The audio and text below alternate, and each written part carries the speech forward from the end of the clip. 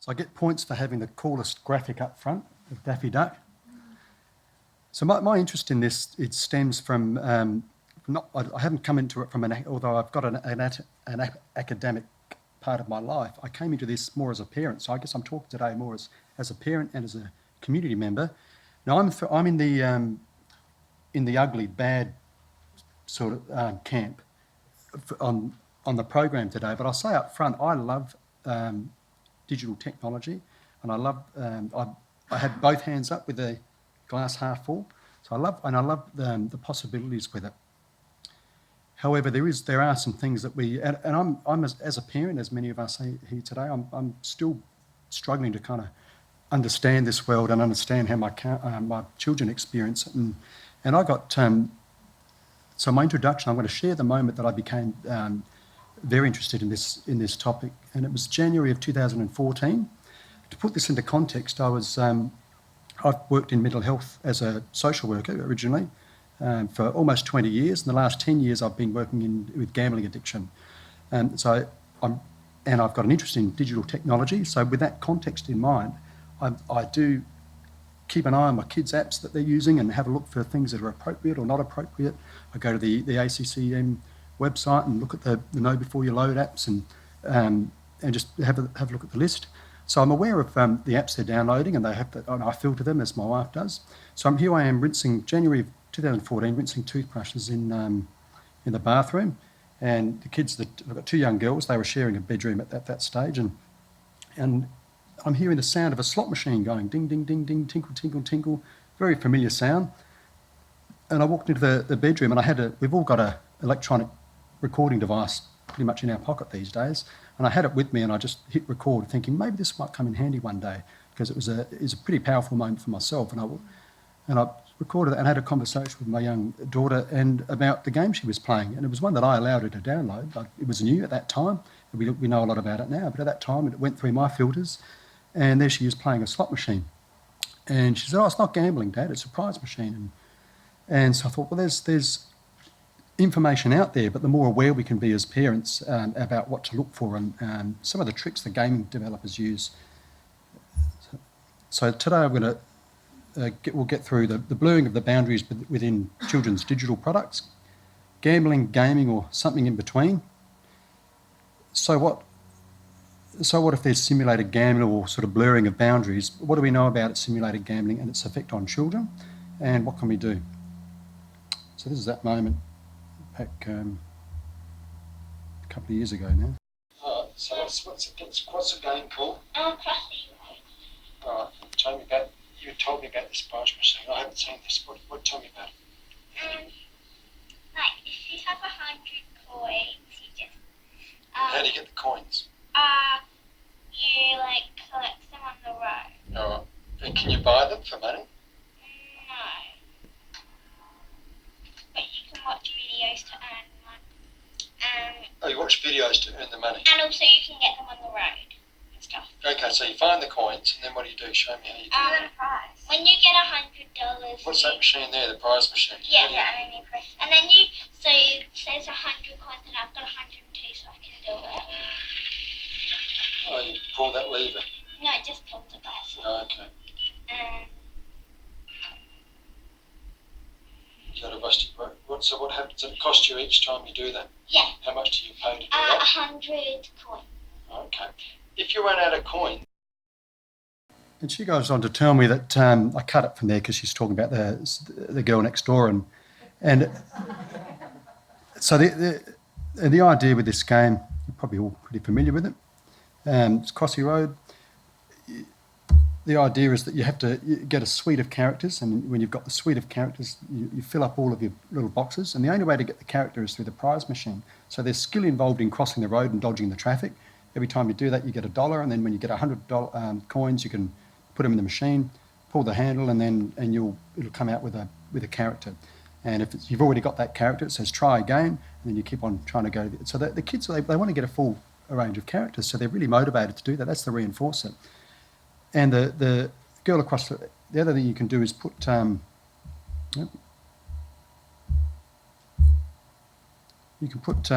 Coins can be purchased. If you get sick of crossing the road, you can purchase coins using your card. Girl across the road went through $40 in an afternoon. Her grandparents gave her an Apple card, and she just whacked it in, and the cousins also, and they're all trying to get the characters. Within 3 months of release, this had over 50 million downloads, and that was back then. It's probably a lot more now, and had over $10 million.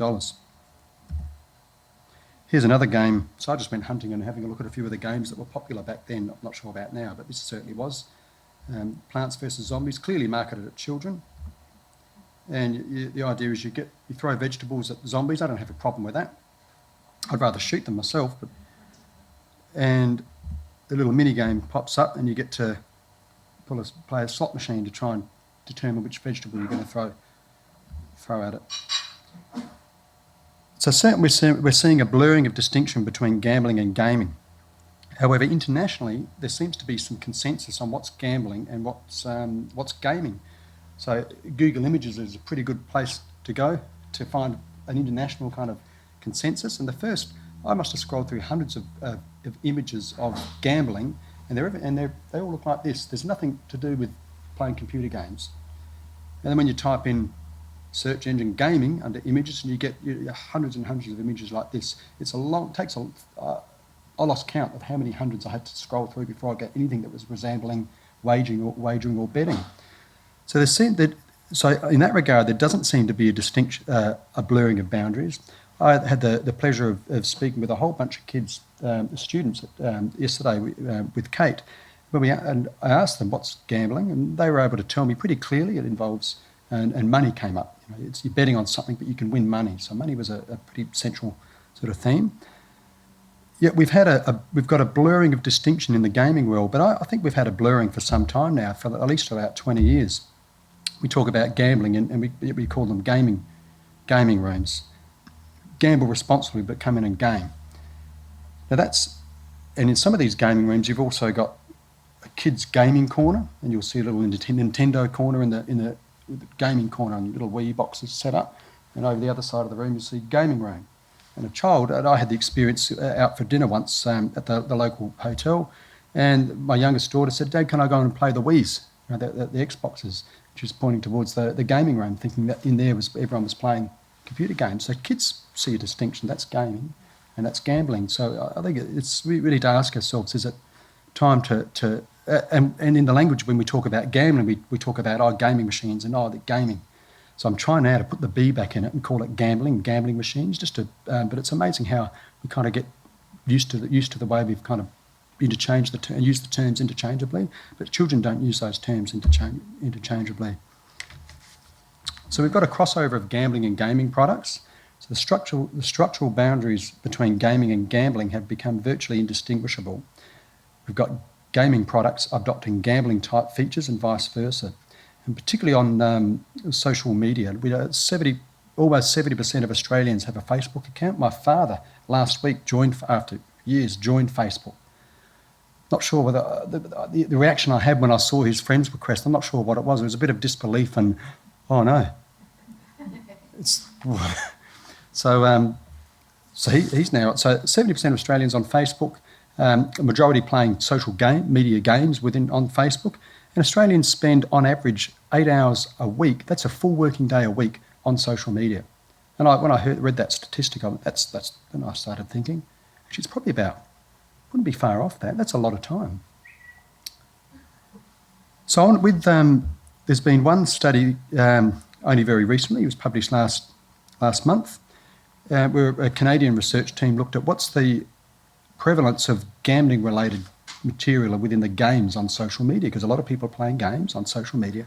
What's the prevalence of gambling-related material? They got 54% of Facebook games contain elements of gambling. The Australian Office for Film and Literature Classification uses the terms gambling simulations and gambling references to classify their games. But Daniel King and his colleagues, Paul DeFabro at Adelaide University, have put another one in there. And they distinguish between standard gambling simulations and non-standard simulations. I think this is much, and that's what when I read that, I thought that's exactly what I've come across. It's the the standard simulations. So gambling references are pretty obvious, and these are the things that will pop up in adverts and things. Then you've got standard gambling simulations, so it's obviously gambling, a roulette wheel, or is that poker or baccarat? It's blackjack. So they're obviously gambling, and if you ask any child what that is, and they'll say that's gambling. You've got a whole lot of slot machines that are obviously gambling, but they pitch them for all different age. So you've got your Megadeth, if that's your kind of thing, or for the young boys, you can play the Incredible Hulk slot machine. Something for the girls, Big Chef slot machine. There's something for everyone. For the younger girls or the younger children, we've got Goldilocks and the Three Bears slot machines. This was one that was popped up on a Facebook advertisement. And in fact, my youngest daughter at the time was the one that saw that. I was on there checking my notifications, and she said, "Dad, what's that?" And she wanted to, "What's that game there?" Because it looked appealing in that little square. It's a slot machine, and then you could play it for free, and then you can play it for money. So there's always an invitation to sort of partake for free, and you're playing simulated game for free, and then you can hop onto the site and put your own money in there. So what's the problem with playing simulated gambling? Well, there's been some friends of ours, Robert Ladaker, Professor Ladaker, and his colleagues at in the Canadian Gambling Research Centre, had a look at the payout rates during simulated gambling, like the demo period, before you put real money in.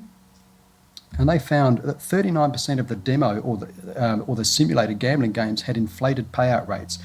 And then when they actually put money in, the inflated payout rates were over 100%, which gives, and the payout rates changed when real money was used.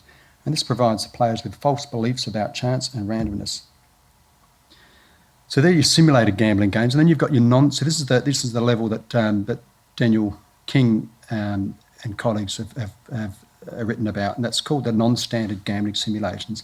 These are the ones that look like gambling, don't look like gambling. Is it similar? Is it gambling? Is it not gambling? It's often hard for us to distinguish, and very difficult for a child to distinguish. So there you've got your Crossy Roads, your zombie game, but this other one here, here's another one. This would be a simulated gambling slot machine, but it took a while of playing this game, all in the service of field work, playing Zombie Headquarters HQ. It's playing this game, and you've got to kill all the zombies on the rooftop, and then when you finish that, killing all those zombies, you go onto the next rooftop, kill some more zombies. It's a pretty predictable game, but there are bigger zombies each rooftop you go to. You finish one rooftop, you clean all the zombies out, and each time you kill a zombie, you get money, and then with that money, you can buy a bigger gun, which you'll need on the next rooftop. But very cleverly, by the time you've cleared one rooftop, you haven't quite got enough money. There's a little table with the guns on there. You can't get the next gun because you haven't quite got enough money. But what's in the corner? A slot machine.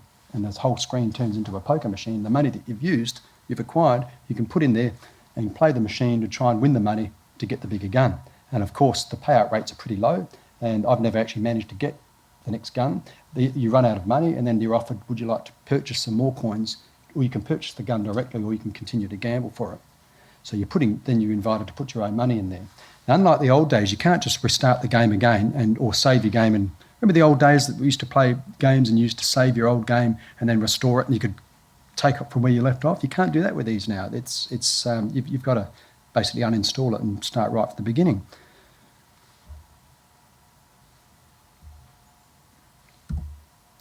This is another game, Castle Clash, a bit like Clash of Clans, and it's really hidden very cleverly within this one. So this is one of the most popular games. It was about a year ago, November 2015, 100 million downloads.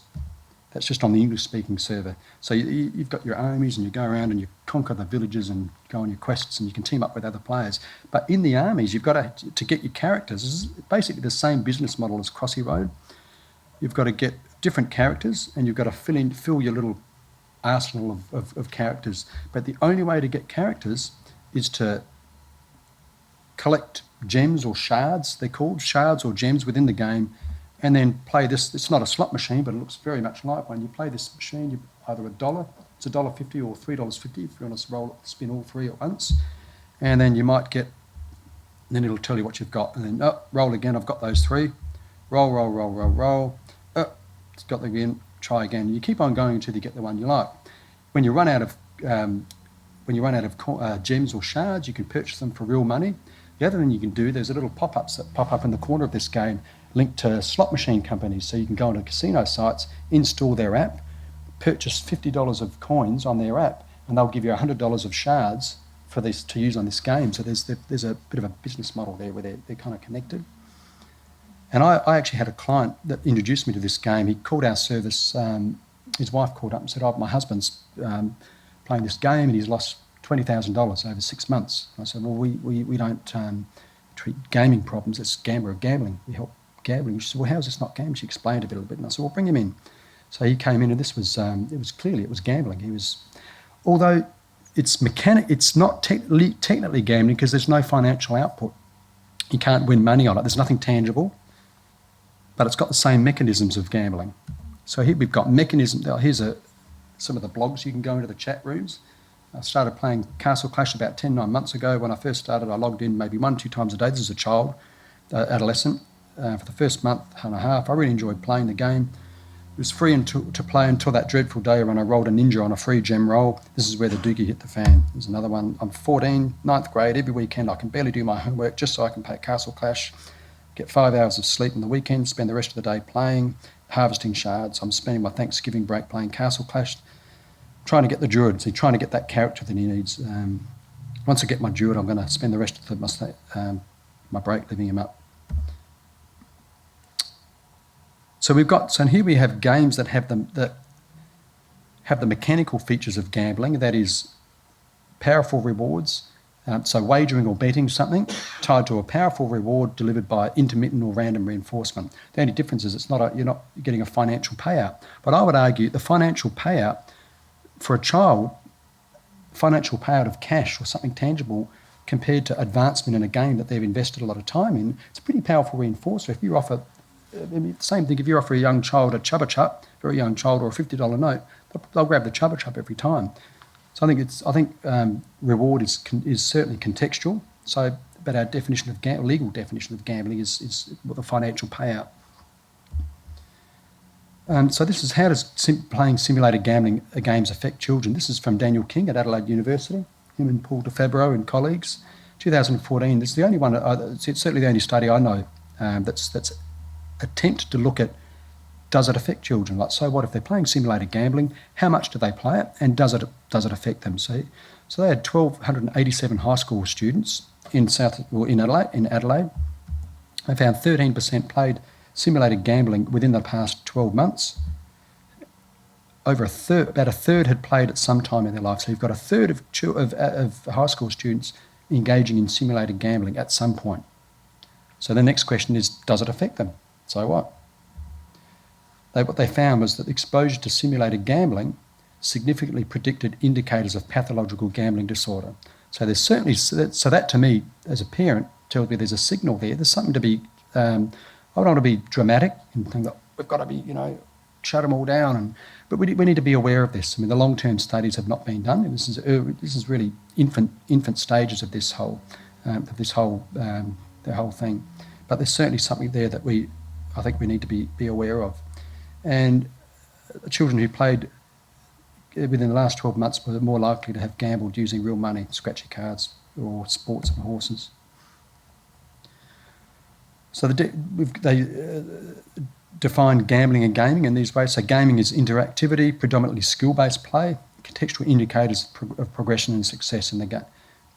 Gambling, betting and wagering mechanics, predominantly chance-based outcomes, and features that involve risk and payout to the player.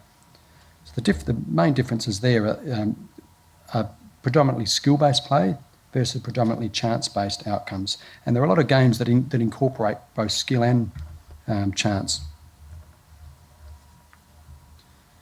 So what's the big deal with chance-based outcomes? Well, chance-based outcomes, you've heard of random reinforcement or intermittent reinforcement, the old Skinner box. That's when a reward is given not every time, but it's given sometimes. That's why men will stand on the end of a jetty for hours waiting to get that. You don't know when it's going to come. Wouldn't it be so much fun if you were told you're going to get a nibble every 10 minutes on the dot. You're going to get, in between that 10 minutes, you'd go and do something else. But if you don't know when it's coming. So random reinforcement, it's the most powerful I'm getting ahead of myself. So things to look for in apps, or one thing that I've learned to do is have a look. Does the game predominantly have chance-based outcomes? Are there mini games? And if they're not, have a look at the mini games within the game, because often there are mini games. Sometimes those mini games have chance-based outcomes, and then ask, are the chance-based outcomes tied to game advancement?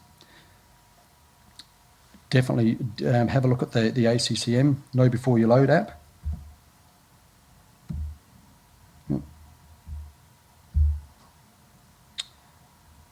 Kate's gone through this, so I'll skip over this, but definitely it's a really, really useful website. I've certainly found that as a parent.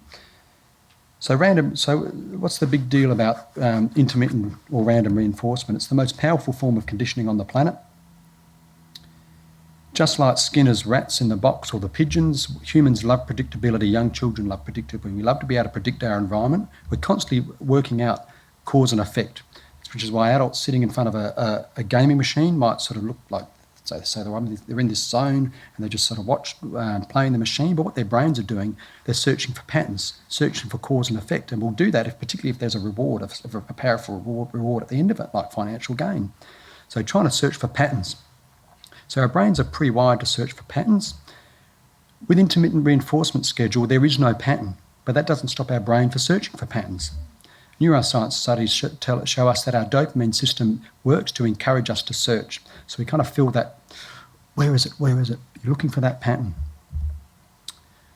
So placement of chance-based outcomes into games for young children and then tying them to game progression is a powerful way to hook them in. Young children find it very difficult to distinguish between something that's a chance-based outcome or something that's, unless it's really, really obvious. If they start to get blurry, they find it hard to determine that. Our prefrontal cortex is the last brain region to mature. That affects planning and decision-making. Children's decision-making is influenced primarily by immediate prospects. In child development, in the area of child development, there's a test they use to measure which stage of development children are at. And it's just coincidentally, it's called the Children's Gambling Task, and it involves a couple of decks of cards. There's one I'm reasonably familiar with called the Hungry Hippo task, but there's a number of different ones, and there'll be 2 card decks, and they're all to change depending on the age of the child. One deck will have lots of advantageous choices, so the children are usually given some stickers or something that they're told you can take them home at the end of it, whatever you win, and they play the cards, and there's one where they'll get short-term rewards, but in the longer term, when they make a loss, more get taken away. In the other deck, they get smaller immediate rewards, but over the longer term, there's less losses and they accumulate more in the longer term. And what we find is that children, the younger the child, the more they'll go for the immediate reward, even though they're losing more in the long run. And this is just one. There's a number of these studies, but this is just one that you see the older kids, as the trials go on, 16 to 18-year-olds, they learn pretty quickly, okay, there's the deck that's going to give me the advantage, and they'll switch to that. But the younger children, no matter how many trials, they're still going for that immediate reward. So that's just the way our brain, an immature brain is working. That's completely normal. In this particular study, they were looking at arousal. So the arousal that we experience, they measured that using heart rate and skin conductor. The arousal, as our brains are searching for a pattern, did you find it? Oh, didn't get it. Did you win? No, I didn't win. All 3 age groups got that rise and fall in arousal, and then you actually get an increase in heart rate, but then when the outcome's there's a drop in skin conductor, and they reckon that's tied to the brain starts searching again, so it goes back into searching mode. You're looking for the next. So all 3 groups experience that same level of arousal. So the dopamine and all those systems are firing, despite but the younger ones were not making the healthier choice. So can we improve children's decision making when it's a chance-based outcome? And this is a recent study that asked that question. That asked, can we? And it sort of fits in with what the metacognitive thinking, the higher order thinking that Kate was talking about. So they compared raising awareness with a control, just playing I think it was a hungry donkey or whatever, the card game, So it's the children's gambling task. And they raised awareness by asking the children as they were making their selections. They weren't telling them which one was better. They were just asking them something like, when you picked up the card with the yellow stars and the 4 stickers were taken away and you won some stickers, how many did you win, 1 or 2? And getting the children just to reflect on their choice and what actually happened. And once that was that slowed their choosing down, because the games are very, very fast and they're just selecting so they slowed it down. The children, actually I won 2. I didn't win. So they're reflecting on their thinking and reflecting on their choice. When they did that, raising awareness of the decision-making process was strongly associated with advantageous choices. So this suggests, which is consistent with all the child development literature, that encouraging children to reflect and become consciously aware of factors that influence their decision and whether the decision was optimal. Thinking about thinking. What strategy did you use to choose that? We do that with mathematics. That's the working out column. If you, like a 5 plus 7, you got the answer? And if we went around the room and asked everyone the strategy that they used to get that answer, we'd probably get a dozen or more different answers. Some people might, I'm still a finger. I like to feel my fingers go flip, flip, flip, flip, flip. Some people will go 7. You start with the bigger number, then you add the smaller number to it. Some children will do it the other way around. They start with the first number that's given. If that first number is a 2 and the second number's 23, they'll go 2, 3, 4, 5. So it's that strategy that they're using, and they'll make errors in that way. So by the teachers sort of investigating their metacognitive strategies and processes, they can pinpoint, try a different strategy. So it's the same kind of thing with when kids are playing their games and making choices within the game. And so this is one thing we spoke with the students yesterday about what are the difference between these games. If you had to make it advance through the game and you had to either shoot a basketball hoop or spin a wheel, what would you choose? And some of the kids a lot of them chose the basketball, some of them chose the wheel, and you just have that conversation about, well, why would you choose that? And so in summing up, there's a blurring of have I spelt blurring right? I always get spelling anxiety in front of people. But it's my talk, so I can spell things the way I want to spell them. So there's definitely a blurring of boundaries between gaming and gambling. Many children's games contain the same mechanics used in gambling. It's not been quantified how many of the popular children's games contain gambling elements of gambling.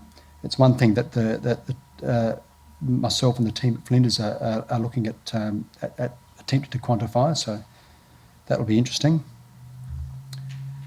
I think we should be aware of the games that our kids are playing, so definitely have a look at the ACCM website, and it's a really useful website. But what I love about that site is that it encourages, and it's helped me to look at the coding that they've used and why they've used that, and then to go and analyse the games my kids are playing that aren't necessarily on there.